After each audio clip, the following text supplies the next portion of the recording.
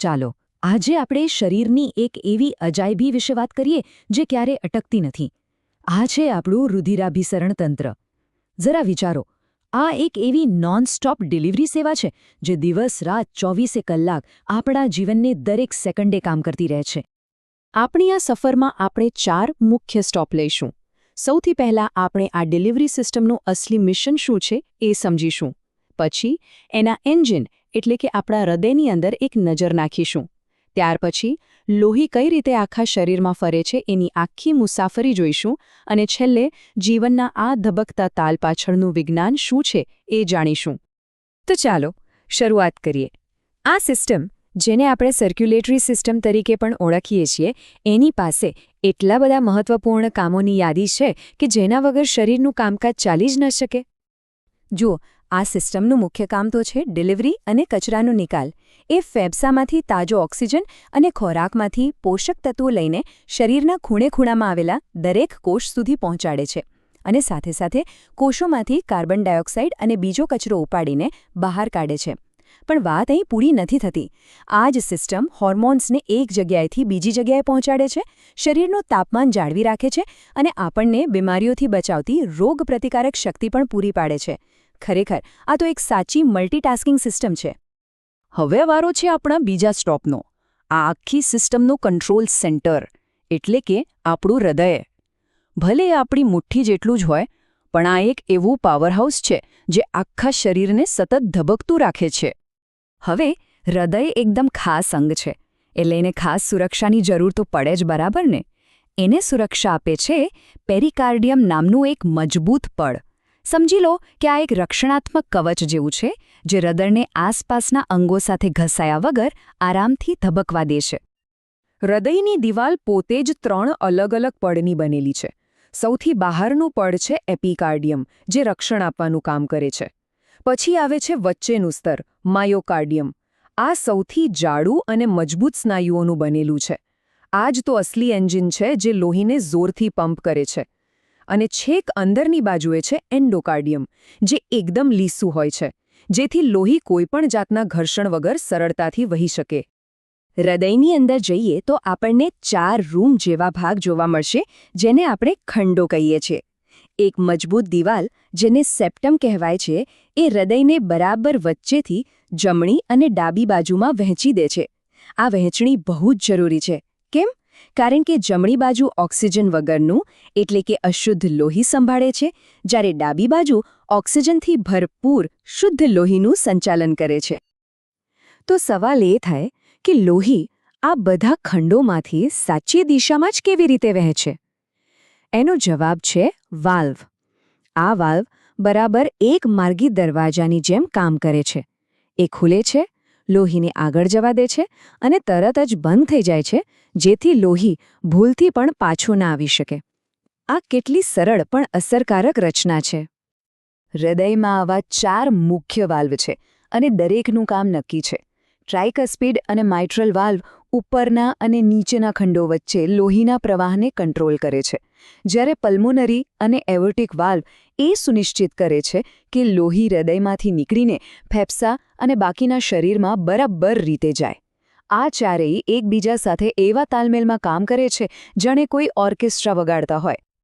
ચાલો હવે આપણા ત્રીજા સેક્શન તરફ આગળ વધીએ. અહીં આપણે એ વિશાળ નેટવર્ક વિશે જાણીશું જેના દ્વારા લોહી આખા શરીરમાં ફરે છે. આ છે આપણા શરીરના હાઈવે અને નાની નાની ગલીઓ, એટલે કે રક્તવાહિનીઓ. આપણા શરીરમાં લોહી 2 મુખ્ય પ્રકારની પાઇપલાઇનમાંથી પસાર થાય છે, ધમનીઓ અને શિરાઓ. હવે બંનેમાં ફરક શું છે? ચાલો સમજીએ. ધમનીઓ લોહીને હૃદયથી દૂર લઈ જાય છે. એમાં લોહીનું દબાણ ઘણું વધારે હોય છે, એટલે એની દિવાલો જાડી અને મજબૂત હોય છે. બીજી બાજુ શિરાઓ લોહીને પાછું હૃદય તરફ લાવે છે. એમાં દબાણ ઓછું હોવાથી એની દિવાલો પ્રમાણમાં પાતળી હોય છે. આ આખું પરિભ્રમણ છે ને, એના 2 મુખ્ય સર્કિટ છે. પહેલું છે પલ્મોનરી સર્ક્યુલેશન. આમાં લોહી હૃદયમાંથી ફેફસામાં જાય છે, જ્યાં ઓક્સિજન મેળવે છે. બીજું છે સિસ્ટમિક સર્ક્યુલેશન. આમાં ઓક્સિજનવાળું શુદ્ધ લોહી હૃદયમાંથી નીકળીને આખા શરીરને પૂરું પાડવામાં આવે છે. આ બંને સર્કિટ એકસાથે સતત કામ કરતા રહે છે. પણ ખરી મજા તો હવે આવે છે. આ ઓક્સિજન અને પોષક તત્વોની અસલી ડિલિવરી થાય છે ક્યાં? એ થાય છે કેશિકાઓમાં. આ એટલી બધી સૂક્ષ્મ નળીઓ છે કે એની દિવાલ ફક્ત એક જ કોષ જેટલી જાડી હોય છે. અહીં જ રક્તકણોમાંથી ઓક્સિજન અને પોષક તત્વો કોષોમાં જાય છે અને કોષોમાંથી કચરો પાછું લોહીમાં ભળે છે. આ છે આપણા શરીરની નાની નાની ગલીઓ જ્યાં અસલી કામ થાય છે. અને આ હાઈવે પર જે ગાડીઓ દોડે છે એટલે કે આપણું લોહી, એ પણ એક આખી ટીમ છે.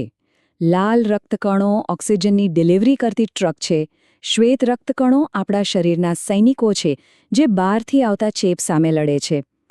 પ્લેટલેટ્સ આપણી રિપેર ટીમ છે. ક્યાંય પણ ઈજા થાય તો તરત જ ત્યાં પહોંચીને લોહીને ગંઠાવી દે છે. અને આ બધું પ્લાઝમા નામના પીળા પ્રવાહીમાં તરે છે જે આ આખા ટ્રાફિક માટેનો હાઈવે છે. અને હવે આપણો છેલ્લો પણ સૌથી રસપ્રદ વિભાગ. અહીં આપણે એ ઓટોમેટિક સિસ્ટમ વિશે જાણીશું જે આપણા હૃદયના ધબકારાને સતત એક ચોક્કસ તાલમાં ચલાવે છે. હૃદયનો દરેક ધબકારો એક વીજળીના કરંટ જેવો છે જે એક ચોક્કસ રસ્તા પરથી પસાર થાય છે. જુઓ, સૌથી પહેલા SA નોડમાંથી એક સ્પાર્ક નીકળે છે. પછી એ AV નોડ પર પહોંચે છે જ્યાં એ સેકન્ડના અમુક ભાગ માટે રોકાય છે. અને પછી એ સિગ્નલ હિસના બંડલ અને પુરકિંજ તંતુઓ દ્વારા આખા હૃદયમાં ફેલાઈ જાય છે, જેનાથી હૃદયના સ્નાયુઓ સંકોચાય છે. આ સમયબદ્ધ ક્રમને કારણે જ હૃદય આટલી સારી રીતે પંપ કરી શકે છે. આ આખી પ્રક્રિયાને શરૂ કોણ કરે છે? એ છે SA નોડ. એ જમણા કર્ણકમાં આવેલા ખાસ કોષોનો એક નાનકડો સમૂહ છે જેને હૃદયનું કુદરતી પેસમેકર પણ કહેવાય છે. ગાડીના સ્પાર્ક પ્લગની જેમ એ દરેક ધબકારા માટે વીજળીનો સંકેત પેદા કરે છે અને હૃદયના તાલને જાળવી રાખે છે. તો આપણી આ ડિલિવરી સર્વિસ કેટલી સારી રીતે કામ કરે છે એ માપવું કઈ રીતે? એના માટે એક ટર્મ છે કાર્ડિયાક આઉટપુટ. આનો સીધો મતલબ એ છે કે આપણું હૃદય 1 મિનિટમાં કેટલા લીટર લોહી પંપ કરે છે. આ જ હૃદયની કાર્યક્ષમતાનો સૌથી મોટો માપદંડ છે. અને આ આંકડો જાણીને નવાઈ લાગશે. જ્યારે આપણે આરામ કરતા હોઈએ ત્યારે પણ આપણું હૃદય દર મિનિટે લગભગ 5 લીટર લોહી પંપ કરે છે. વિચારો, એનો મતલબ એ થરો કે આપણા શરીરનું લગભગ બધું જ લોહી દર મિનિટે એકવાર હૃદયમાંથી પસાર થઈ જાય છે. કેટલું અદ્ભુત છે! આપણે બધાએ બ્લડ પ્રેશર શબ્દ તો સાંભળ્યો જ છે, પણ એ ખરેખર છે શું? એકદમ સરળ ભાષામાં કહીએ તો, જ્યારે લોહી ધમનીઓમાંથી પસાર થાય છે ત્યારે એ ધમનીઓની દિવાલો પર જે દબાણ કરે છે એને જ બ્લડ પ્રેશર કહેવાય છે. ઉપરનો આંકડો સિસ્ટોલિક, હૃદયના ધબકવા સમયનું દબાણ બતાવે છે, અને નીચેનો આંકડો ડાયસ્ટોલિક, 2 ધબકારા વચ્ચેના આરામના સમયનું દબાણ બતાવે છે. સામાન્ય રીતે તંદુરસ્ત બ્લડ પ્રેશરનો આંકડો 120/80 mmHgની આસપાસ હોય છે. આ નંબર્સ આપણી આખી રુધિરાભિસરણ તંત્રની તંદુરસ્તીનો એક મહત્વનો સંકેત છે. તો ચાલો આખી સફરને એકવાર ફટાફટ ફરીથી જોઈ લઈએ. લોહીનું એક કણ શરીરમાંથી નીકળીને જમણા હૃદયમાં આવે છે. ત્યાંથી એ ઓક્સિજન લેવા માટે ફેફસામાં જાય છે. ફેફસામાંથી શુદ્ધ થઈને એ ડાબા હૃદયમાં પાછું આવે છે. અને છેલ્લે ડાબું હૃદય એને જોરથી પંપ કરીને પાછું આખા શરીરમાં મોકલી દે છે. અને આ ચક્ર જીવનભર દરેક ક્ષણ ચાલતું જ રહે છે. એટલે રુધિરાભિસરણ તંત્ર એ ખાલી પાઇપો અને પંપનું નેટવર્ક નથી, એનાથી ઘણું વધારે છે. આ એક જટિલ અને સ્વનિયમનકારી ડિલિવરી સિસ્ટમ છે જે આપણા અસ્તિત્વનો આધાર છે. આ સમજ્યા પછી એક સવાલ મનમાં જરૂર આવે. આપણા જીવનની દરેક ક્ષણને શક્તિ આપતા આ અદ્ભુત એન્જિનને હંમેશા મજબૂત અને કાર્યક્ષમ રાખવા માટે આપણે કઈ પસંદગીઓ કરી શકીએ?